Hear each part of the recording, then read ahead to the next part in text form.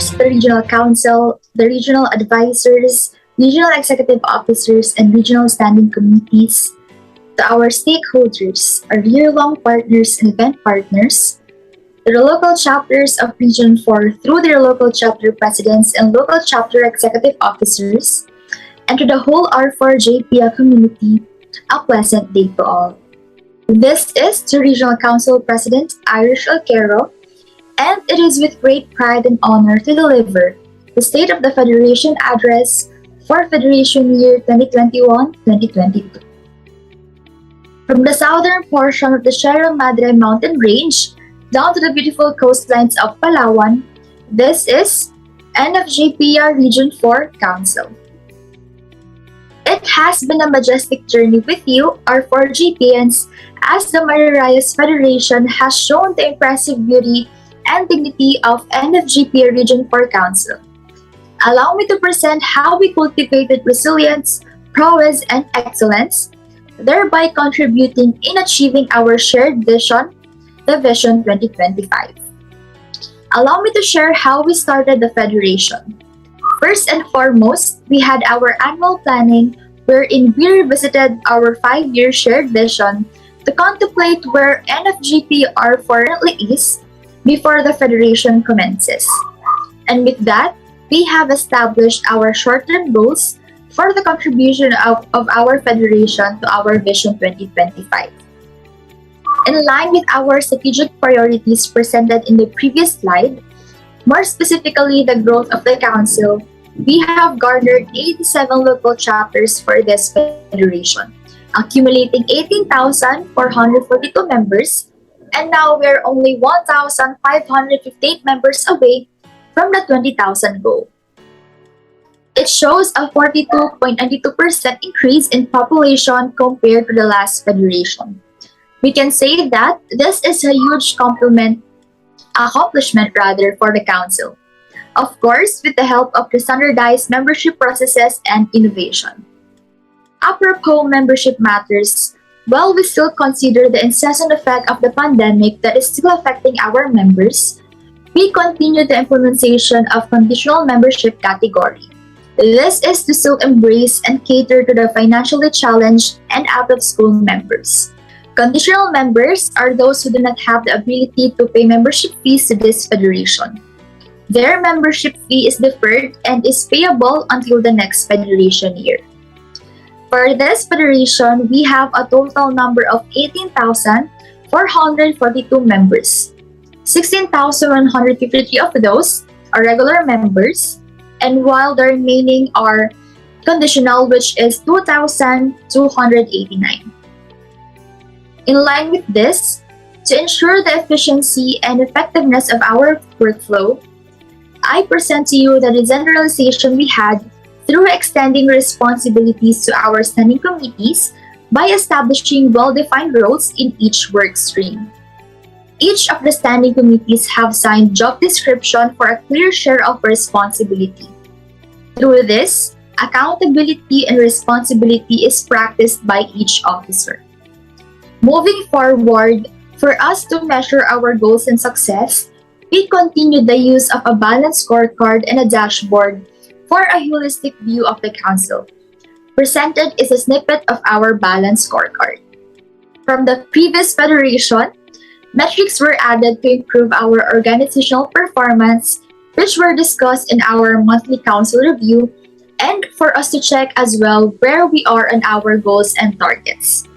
Here on the next slide, presented is a snippet of the dashboard that we use in our Council review, which helps us visualize and analyze our data with the guidance of our regional council advisors. Concerning metrics and evaluation of organizational performances, our local chapters are quarterly assessing our regional council performance, and this was spearheaded by our internal audit division. As presented on your screen, from the sample size of 80, with a 95% confidence level and a 5% margin of error, we have 67 local chapters as our target number of respondents. Aligned with our balanced scorecard presented in early slides, our quarterly performance evaluation is divided into 4 parts, namely events or programs, customers, processes, and learning and growth. During our first quarter of the Federation, we received a 3.59 rating, which can be verbally interpreted that the Council meets expectation. During the second quarter, we received a 3.70 rating, which also indicates that the Council still meets the expectation for the second quarter. For our third quarter, we have received a 3.69 rating, which further implies that we have met their expectations. And lastly, for our fourth quarter, we have received a 3.58 rating, which still indicates that the Council met the local chapter's expectations. Moving on with the eagerness to attain operational excellence, the Council continuously implements and monitors the effectiveness of the applied policies. We enforce the recommendation of the Internal Audit Division on each assurance engagement they conduct. On your screen are the policies that we have implemented and their respective audit ratings as to date. We are continuously improving our operations by implementing additional policies, and most importantly, our IAPP interns assist us in the improvement of our policies through the application of audit-based standards. Despite the uncertainties we are facing, our Council continually innovates activities that will foster more creativity, critical thinking, and fellowship to our members. At present, we pioneered different events. For academics, we have the Internal Audit Training Program and Regional Audit Convention. In addition, for non-academics, leadership and social civic involvement, we have the 𝗦𝗁𝗶𝗶𝗶𝗂𝗏𝗏𝗂𝗏, and It's the Library Time. More about innovation, for convenient and member-friendly events, we incorporate the use of QR codes in event registration and evaluation. As a result of the strict monitoring and control of the Internal Audit Division with regards to event participation, we have determined the participation rate for our activities for this Federation. We have the highest participation rate for the audit training and programs with 257.44%. Second is the events of academics with 135.69%, followed by non-academics and leadership events with participation rate of 93.80% and 86.03% respectively. For our community involvement, we have reached 253 beneficiaries. Overall, our events have an average participation rate of 122%. This has been attained because of the continuous innovation like the inclusion of QR codes implemented for convenient event registration and evaluation, and very engaging activities. Further, one factor that helped us achieve this participation rate is that 91 out of 96 of our events are free of charge for registration to raise donations and attract members. Now moving on with our financials, presented on your screen is a year-end audited statement of financial position. Our assets have decreased by 36% in the second year of virtual setup. Aside from the fact that most of our events are free of charge for registration, we have conducted hybrid events. What's more is that we ended the Federation year with zero liability. Next, our operating cash flow significantly increased due to a 42.92% increase in members, and we are honored to be partnered with 23 different organizations in this Federation. From this, our cash inflows major drivers are members' contributions, sponsorships, and online merchandise sales. While our cash outflows major drivers include event expenses, which were higher compared to previous Federation as we have more events, and we really try to be inclusive and cater every member through optimizing the membership fee, which leads us to have registration-free events. And in support of our ambition to growth, we are retaining cash to bring down the costs of membership. As an organization aiming to produce socially responsible young professionals, we, as an organization, must be socially responsible as well.